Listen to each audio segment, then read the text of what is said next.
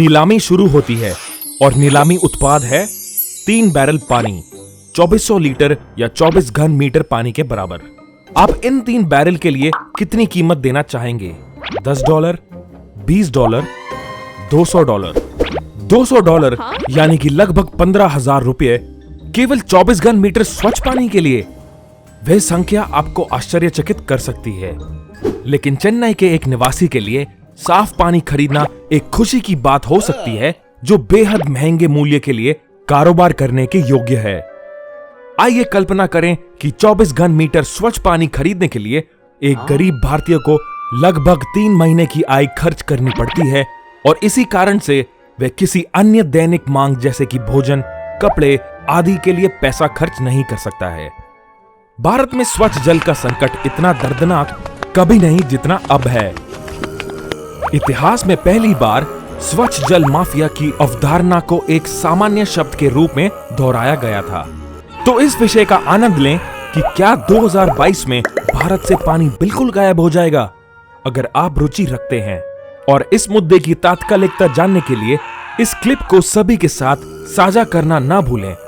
निम्नलिखित दिलचस्प विषय का अनुसरण करने के लिए स्कॉलास्टिक इंडियन के YouTube चैनल को सब्सक्राइब करें। 2020 में जनसंख्या में तेज वृद्धि, सिंचाई के लिए भूजल के अत्यधिक दोहन के साथ शहरीकरण ने स्वच्छ जल को भारत में अत्यंत दुर्लभ बना दिया है। 2021 में घरेलू सीवेज की मात्रा ने आधिकारिक तौर पर भारत में स्वच्छ पानी के युग को खत्म कर दिया है।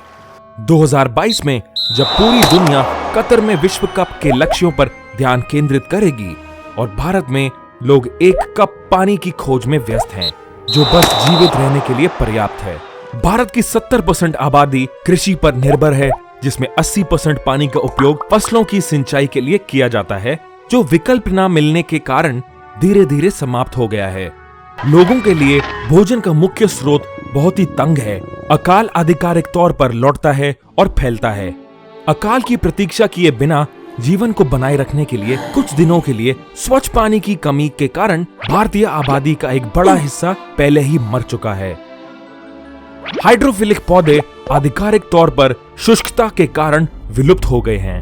मुंबई, दिल्ली, चेन्नई जैसे बड़े शहरों में कई कंपनियां पानी बचाने के लिए कर्मचारियों को घर से काम करने के लिए प्रोत्साहित करती हैं। भारत में स्वच्छ पानी के लिए लड़ाई इतनी नाटकीय कभी नहीं रही। जल माफिया बिक्री के लिए सार्वजनिक पानी की चोरी कर रहे हैं और जानबूझकर सरकारी जल भंडारण टैंक को तोड़ रहे हैं।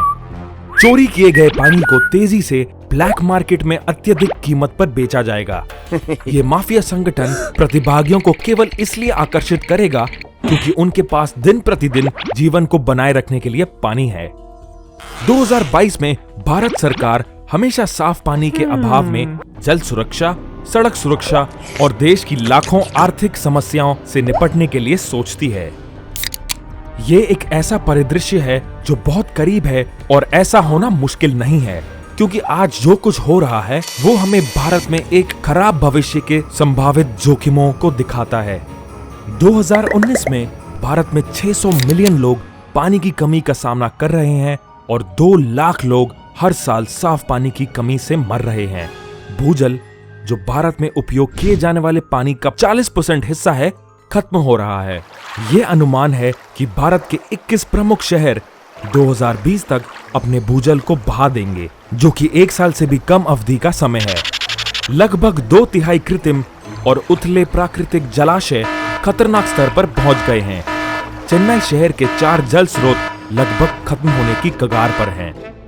सरकार द्वारा उपलब्ध कराए गए स्वच्छ पानी की प्रत्येक बाल्टी को लेने के लिए विभिन्न लोगों को इंतजार करते हुए कतार में खड़े होकर देखना मुश्किल बात नहीं है। यदि ये सबूत आपको भ्रमित करने के लिए पर्याप्त नहीं है, तो मुझे एक छोटी सी तुलना करने दें। एक औसत व्यक्ति के लिए मिलने वाला पानी की न्यूनतम मात्रा 50 लीटर प्रतिदिन है। भारत में ये एक दिन में पूरे परिवार के लिए उपलब्ध कराने की संख्या है। बेशक अगर सरकार का टैंकर निर्धारित रूप से आता है। मजेदार हिस्सा, तो इतिहास के सबसे बुरे जल संकट से कैसे बचा जाए। स्थिर जल आपूर्ति वाले देश में बसने के लिए धन तैयार करें। लेकिन अगर आपके पास पूरे परिवार को बेहतर देशों में लाने के लिए पर्याप्त पैसा है तो इसका मतलब है कि आप दैनिक उपयोग के लिए साफ पानी का खर्च उठा सकते हैं। तो बस इस तरीके को भूल जाएं। प्रतिदिन मिट्टी में खुदाई करके और अपने घर के नीचे चल रही एक भूमिगत धारा के लिए प्रार्थना करके आप खुद ही अपने एक भूमिगत पानी की टंकी बनाएं। भूमिगत पानी की गहराई लगभग 50 मीटर से लेकर 100 मीटर तक होती है। इसलिए यदि आप हर रात 6 मीटर खोदते हैं और सो जाते हैं तो 10 दिनों से 15 दिनों के भीतर यदि आप भाग्यशाली रहे तो पानी वापस आ जाएगा, लेकिन पूरी तरह से साफ नहीं। आपका कोई रिश्तेदार या दोस्त ऑस्ट्रेलिया में वैज्ञानिक होना चाहिए ताकि आप सोयाबीन तेल से साफ पानी बनाने के लिए नवीनतम तकनीक का सस्ता हस्तांतरण प्राप्त कर सकें। कुल मिलाकर भारत को एक ऐसी तकनीक की आवश्यकता है जो शेष प्रदूषित पानी को साफ और उपयोगी पानी में बदल सके। यदि आप इस वीडियो को वास्तव में दिलचस्प महसूस करते हैं तो हमारे नवीनतम वीडियो की सूचना दिए जाने के लिए नीचे दिए गए नोटिफिकेशन बेल पर क्लिक करने के साथ साथ इसे लाइक, शेयर और सब्सक्राइब करना ना भूलें। जल्द ही फिर मिलेंगे।